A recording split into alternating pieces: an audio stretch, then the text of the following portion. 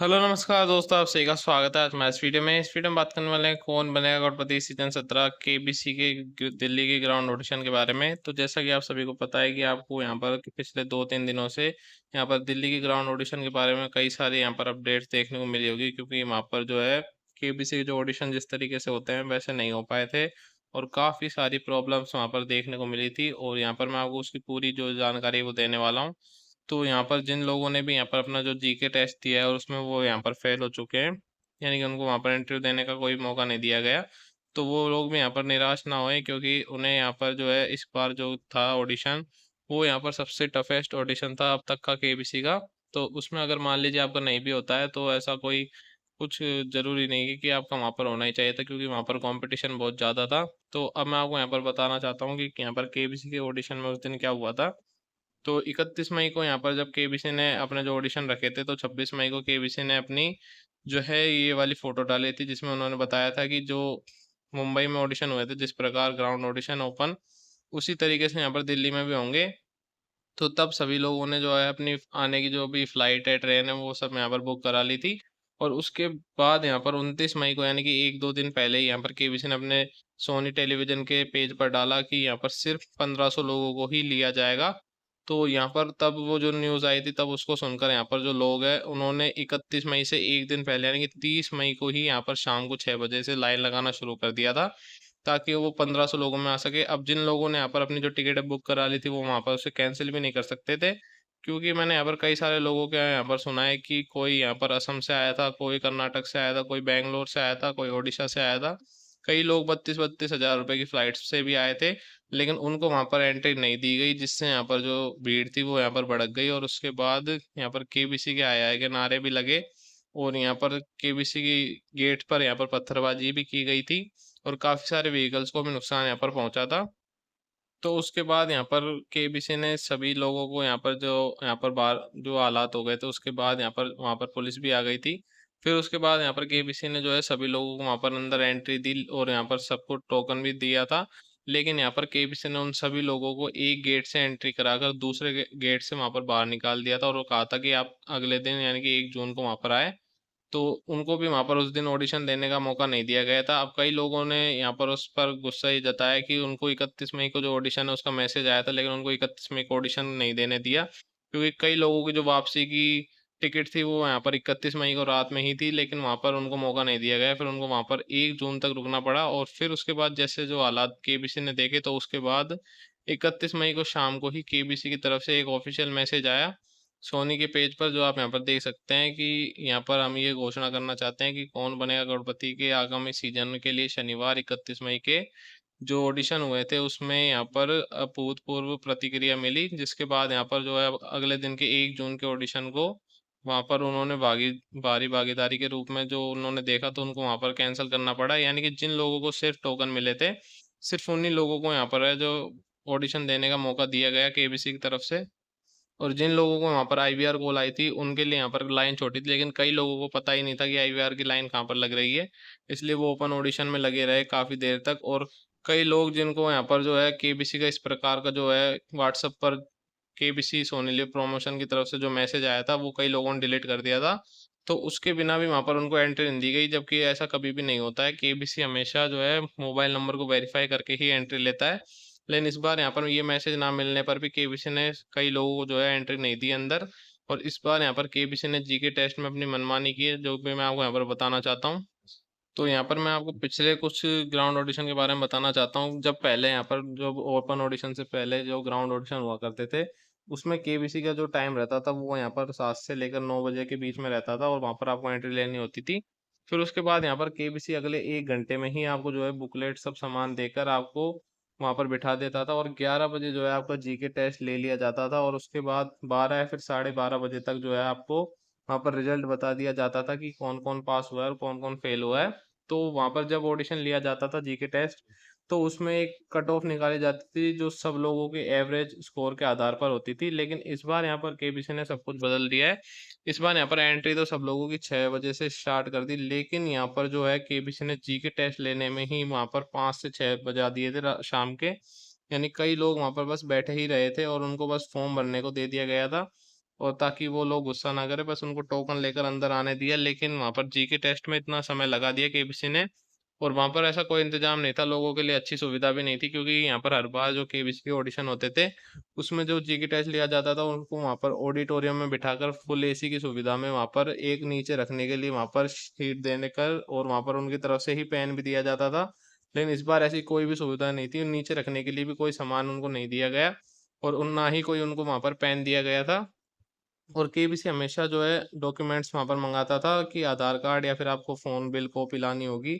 लेकिन इस बार तो सिर्फ़ यहाँ पर केबीसी ने टोकन लेकर ही वहाँ पर रजिस्ट्रेशन किया, आधार कार्ड, फ़ोटो कुछ भी वहाँ पर नहीं माँगा गया। और उसके बाद यहाँ पर जिन लोगों का जीके टेस्ट हुआ, उनको यहाँ पर बिल्कुल भी कट ऑफ के हिसाब से वहाँ पर आउट नहीं किया गया। उनको केबीसी की मर्ज़ी के हिसाब से ही वहाँ पर निकाला गया। क्योंकि यहाँ पर जो कई सारे रूम्स थे उनमें अलग-अलग यहाँ पर जीके टेस्ट की सीरीज आपको देखने मिली, यानी कि जो है जीके टेस्ट के आंसर लीक भी हो गए थे। लेकिन यहाँ पर कम से कम सेट 20 तक यहाँ पर केबीसी ने अपने जो है पेपर्स को बनाया था। नहीं, हर बार के सेट में जो लोग आ रहे थे उनके लिए अलग पेपर वहाँ पर था। इसलिए वहाँ पर कोई भी ऐसी चीटिंग नहीं हो पाई। तो यहाँ पर जो केबीसी की तरफ से जीके टेस्ट लिया गया, उसमें हमेशा कट ऑफ के हिसाब से लिया जाता है। लेकिन इस बार मैंने यहाँ पर ये चीज़ देखी कि किसी कमरे में से तो यहाँ पर 14 से ऊपर वाले नंबर के लोगों को ही यहाँ पर ले लिया गया। एक कमरा में ऐसा हुआ था कि यहाँ पर जिनके 19 सवाल भी सही थे, उनको भी वहाँ पर नहीं लिया गया। यानी कि जिसके 20 में से 20 सवाल सही थे, यानी कि एक व्यक्ति को, यानी कि 20 में से सिर्फ़ एक व्यक्ति का वहाँ पर सिलेक्शन किया गया। कुछ जगह पर वहाँ पर केबीसी ने जो है 24 में से कभी-कभी 10 लोगों का भी सिलेक्शन किया, उनको वहाँ पर ज़्यादा चांस दिया गया। यानी केबीसी की मर्ज़ी से यहाँ पर जीके टेस्ट लेकर स्कोर के आधार पर उनको लिया गया। ऐसी कोई भी कट ऑफ यहाँ पर फिक्स नहीं निकाली गई। यानी कि आप देख सकते हैं कि अगर मान लीजिए एक व्यक्ति के ही 20 नंबर आए हैं, तो उसका एवरेज 20 कैसे निकल सकता है? क्योंकि कम से कम अगर मान लीजिए सब लोगों ने, किसी ने 14, किसी ने 18, किसी ने 20, किसी ने 17 भी सही किए हों, तो उसके टोटल एवरेज भी यहाँ पर 16 से 17 निकलता है। लेकिन उन्होंने वहाँ पर सिर्फ 20 नंबर वाले सही को ही वहाँ पर एक व्यक्ति को लिया, और कई जगह पर वहाँ पर 14 नंबर वाले व्यक्तियों को भी ले लिया। तो इस तरीके से अलग-अलग तरीके से वहाँ पर केबीसी ने जो लोगों को लिया है, और वहाँ पर इंटरव्यू में भी इतना काफ़ी समय लगा दिया, यानी कि रात के 3 बजे तक वहाँ पर जो है इंटरव्यू चलता रहा। और उसके बाद वहाँ पर इस बार पूरी तरीके से सुविधा बिल्कुल गलत थी केबीसी की, और यहाँ पर कोई भी आसानी से जो है काम होने चाहिए थे वो नहीं हो पाए, क्योंकि वहाँ पर भीड़ ने भी काफ़ी ज़्यादा शोर मचा दिया था। क्योंकि यहाँ पर केबीसी को ऐसा नहीं करना चाहिए था कि उन्होंने पहले वहाँ पर बोल दिया कि आप ओपन ऑडिशन में कितने भी लोग आ सकते हैं, और बाद में एक दिन पहले उन्होंने बता दिया कि सिर्फ 1500 लोग ही वहाँ पर लिए जाएंगे, और उसके बाद गेट को बंद कर दिया। तो इस वजह से यहाँ पर बहुत ज़्यादा दिक्कत देखने को मिली, और इतना ज़्यादा कंपटीशन होने के कारण जो लोग वहाँ पर पहुँचे, यानी कि मान लीजिए यहाँ पर जो एवरेज यहाँ पर 2000 लोगों में से सिर्फ यहाँ पर 50 लोगों को ही जीके टेस्ट में पास किया जा रहा था। मतलब इतना कम एवरेज वहाँ पर लिया जा रहा था, 40 में से 3, 22 में से 2, ऐसे यहाँ पर लोगों को निकाला जा रहा था। तो इस बार का जो ऑडिशन है वो केबीसी का सबसे खराब ऑडिशन हुआ था, और केबीसी ने इसमें अपनी पूरी मनमानी करी, यानी जितने लोगों को लेना चाहता था सिर्फ उतने ही लोगों को लिया, किसी में से ज़्यादा को, किसी में से कम को, किसी में से सिर्फ एक ही लोग को वहाँ पर लिया, और उनका इंटरव्यू हुआ, और उसके बाद उनको वहाँ पर वापस घर भेज दिया गया। और यहाँ पर कई लोगों ने, जिन लोगों को 31 तारीख को और 1 जून को कॉल आया था, वो वहाँ पर डबल बार भी देने गए, लेकिन वो दोनों बार ही जीके टेस्ट में फेल हो गए। तो इसलिए अगर मान लीजिए आप भी यहाँ पर फेल हो चुके हैं जीके टेस्ट में, तो आप बिल्कुल भी निराश ना हो। इस बार यहाँ पर जो कंपटीशन था वो बहुत हाई था। और यहाँ पर मैं आपको एक चीज़ और दिखाना चाहूँगा, केबीसी की जो आपको बुकलेट शीट मिली थी उसमें यहाँ पर जो शॉर्ट लिस्ट वाला पॉइंट था, उसमें यहाँ पर आप देख सकते हैं 74 नंबर पे जो लिख रखा है कि रजिस्ट्रार के अलावा कंपनी अपने विवेक से प्रोग्रामिंग ज़रूरतों पर ऐसा करना पड़ सकता है के मुताबिक गैर रजिस्टर्ड व्यक्ति को भी ऑडिशन शो में अवसर दिया जा सकता है। यानी कि जिन लोगों ने ऑडिशन भी नहीं दिया, या फिर जिन्होंने रजिस्ट्रेशन तक नहीं किया, उनको पिछले जो, अगर मान लीजिए उन्होंने कोई ऑडिशन दिया था, उसके आधार पर भी कंपनी वहाँ पर है जो अपना चयन प्रणाली से फैसला करके उन्हें वहाँ पर ऑडिशन में या फिर सीधे ही शो में वहाँ पर फास्टर फिंगर फर्स्ट में भाग लेने के लिए बुला सकती है उनके आधार पर। तो यहाँ पर मतलब कि मान लीजिए आपने पहले का भी ऑडिशन भी दिया होगा, यानी कि 25 जनवरी के ऑडिशन के बारे में भी यहाँ पर कई लोग पूछ रहे थे। तो अगर मान लीजिए केबीसी बुलाना चाहता है तो उन्हें बुला भी सकता है। लेकिन वहाँ पर केबीसी की टीम से पूछा गया था कि 25 जनवरी के ऑडिशन का क्या हुआ? तो उन्होंने कहा था कि अब उसका कुछ भी नहीं होगा, वहाँ पर वो कंप्लीट हो गया है। यानी उनमें से किसी को भी नहीं बुलाया गया था, क्योंकि यहाँ पर केबीसी ने उस दिन जो 25 जनवरी को ऑडिशन हुआ था उसमें विथड्रॉल फॉर्म पर साइन करवा लिया था।